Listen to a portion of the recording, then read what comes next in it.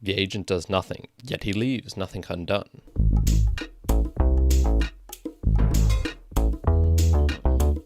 Welcome everyone to another episode of the Mere Morpheus podcast.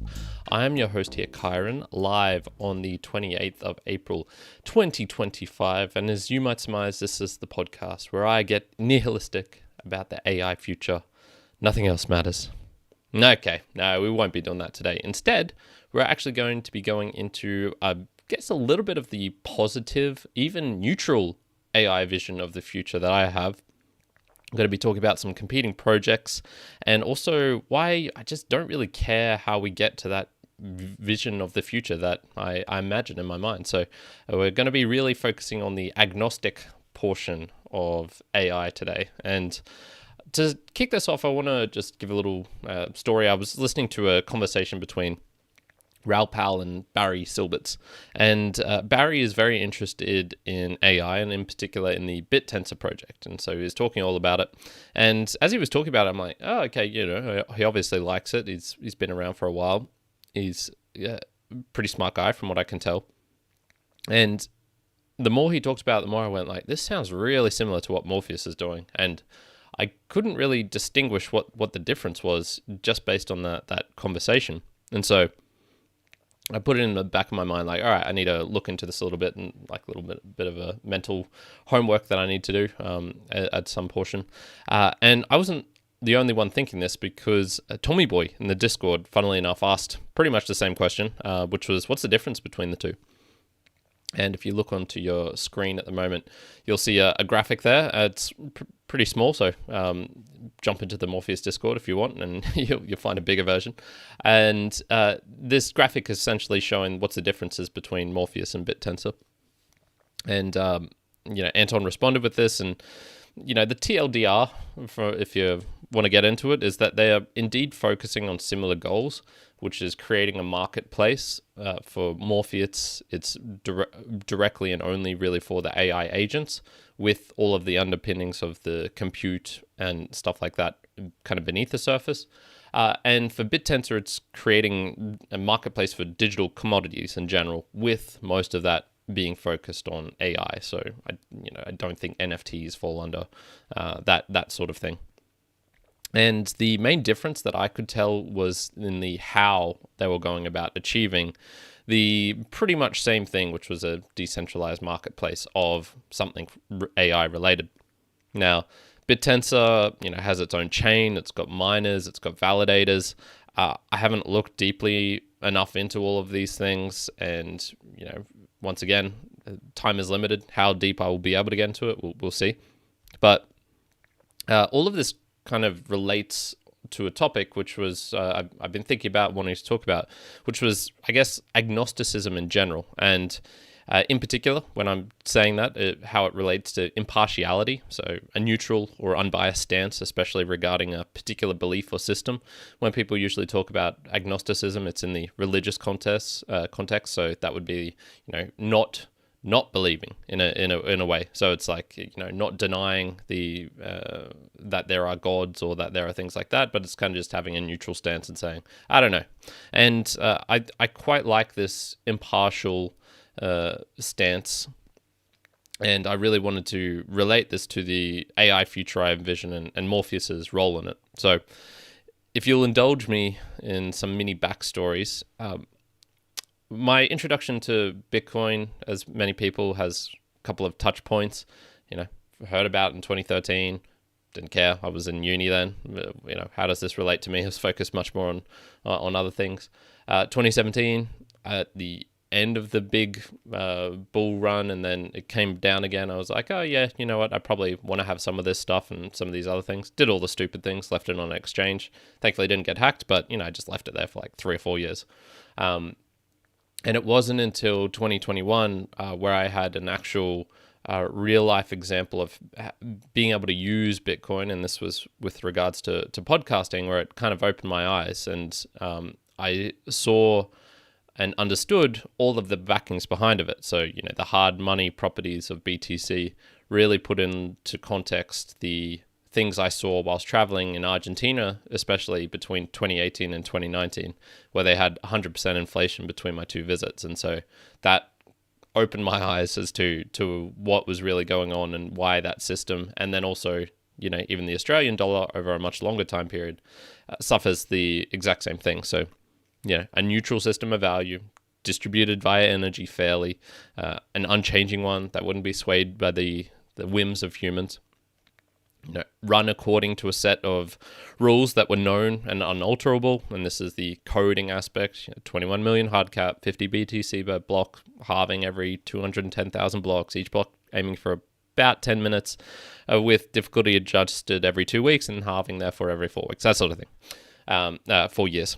And so when I realized, this is all just based on code, it's just written in there, and the code is not like human language, which is very slippery and easy for adjustments, and even our best contracts that we draw up with lawyers and things like this, there's still a slipperiness to it.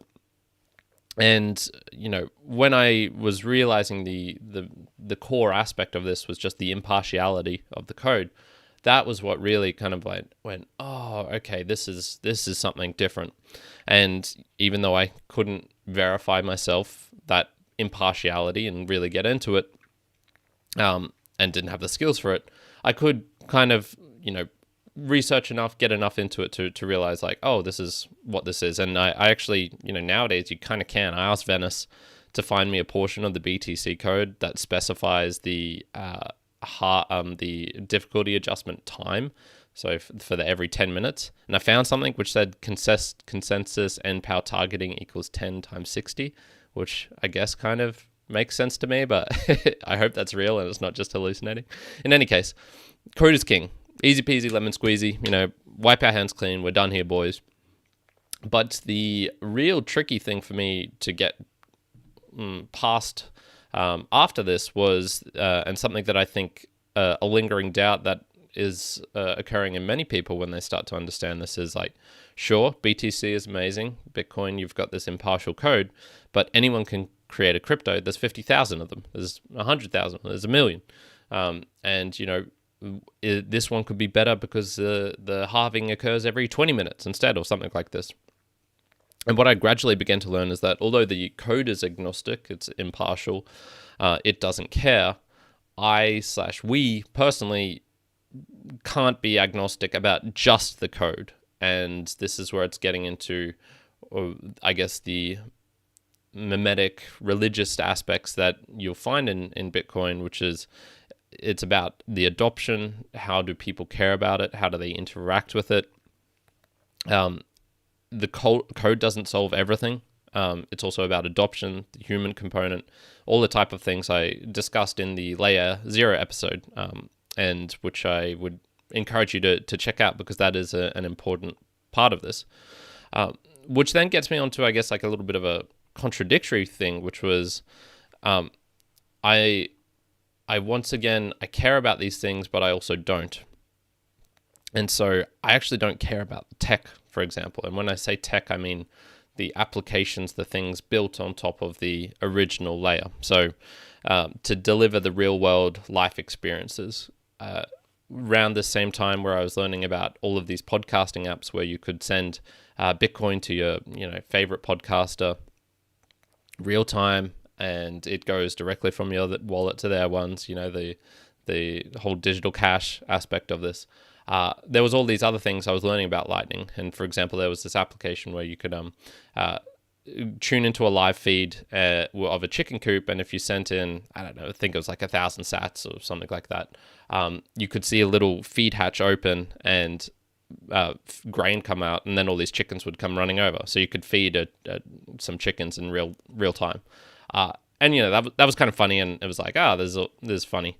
But much like how the internet works, how engines work, how Wi-Fi works, I don't really care how that payment went from my wallet. I don't care how the layer 2 actually works, how the wallet I was using actually works to make that experience happen, which was a fun experience.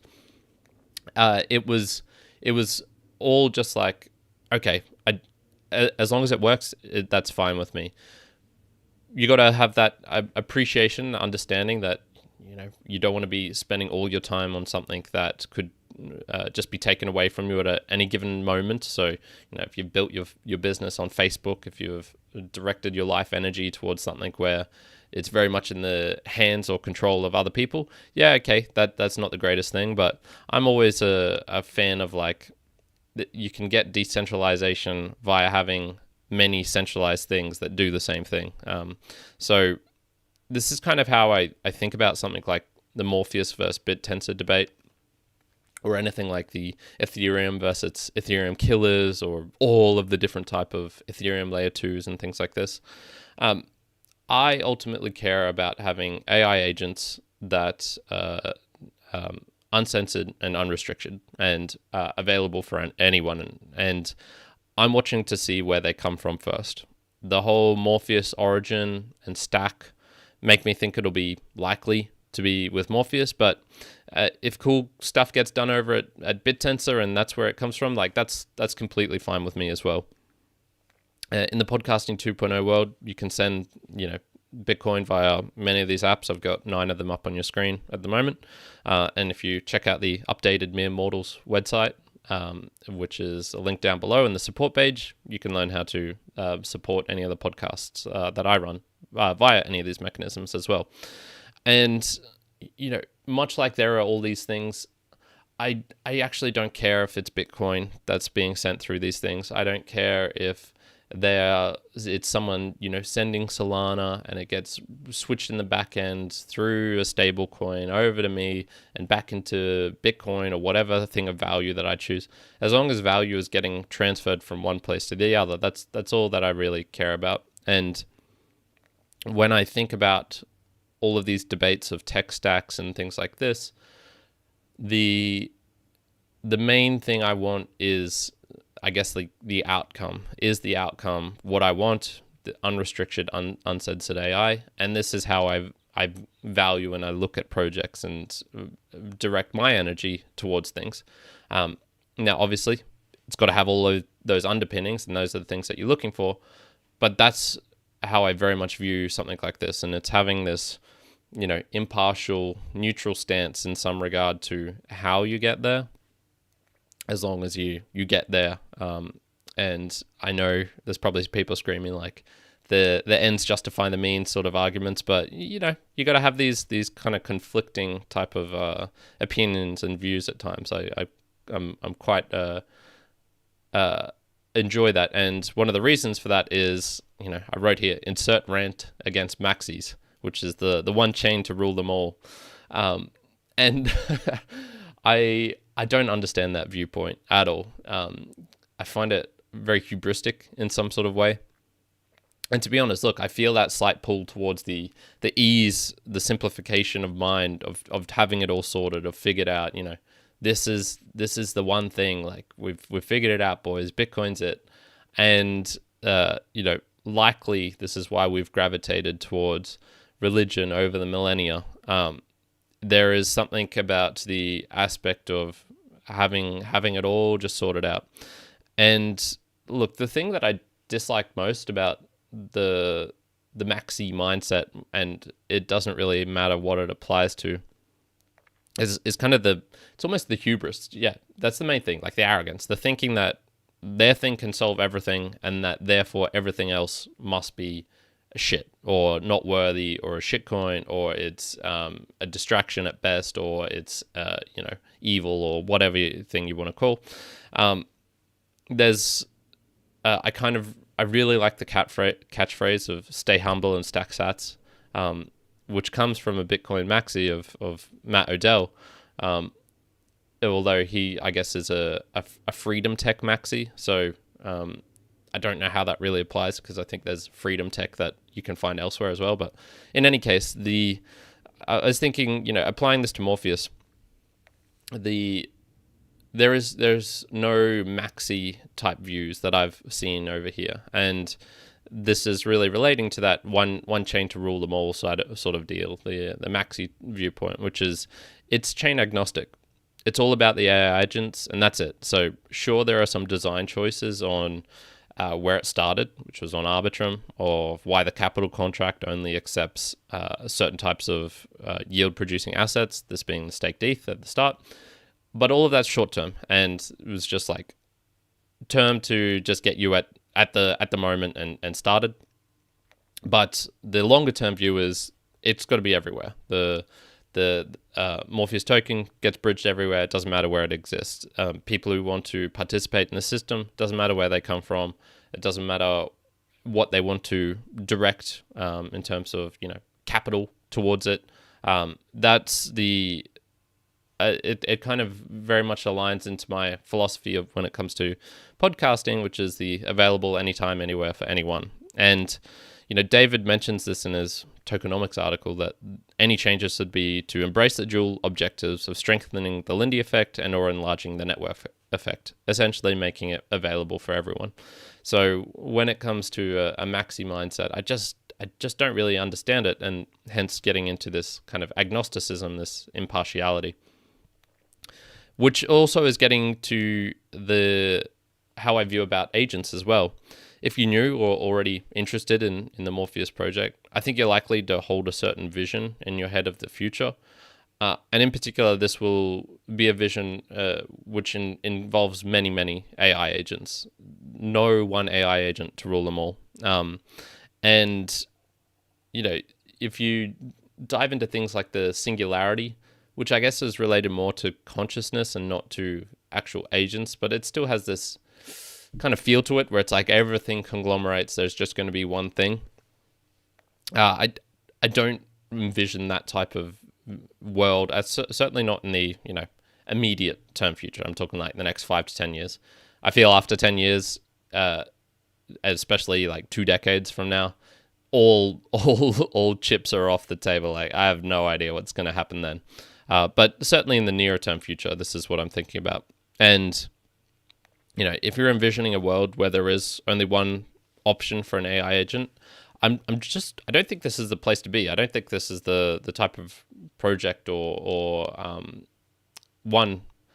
That's personally how I don't see it. But if you do, I'm not sure this is the place where you want to be as well. So I know once again there was many people who where projects can change over time, like for example, Bitcoin.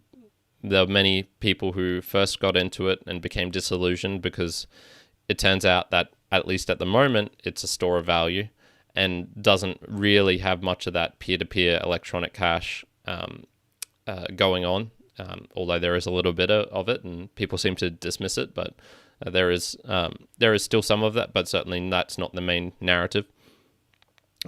I could certainly see something like that happening with Morpheus, but I guess overall it's like, if that did change for me and there was only like one AI agent that came out, I just hope I wouldn't be bitter about it. I think having this agnostic, impartial view, it's more of a mindset, I guess, what I'm talking about here in many ways, which is not getting too attached to any given portion of and this is almost like lifestyle advice, to be honest, and not getting wedded to your bands or your bags or things like this is what you hear about a lot.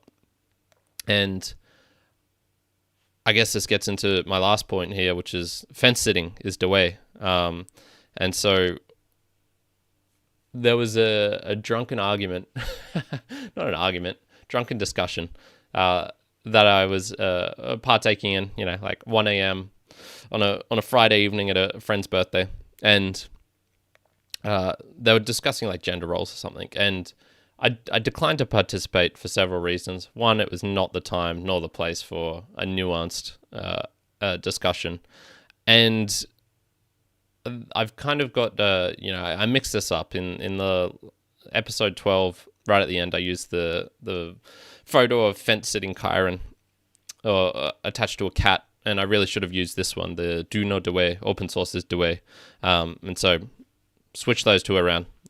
And fence-sitting is Da Wey.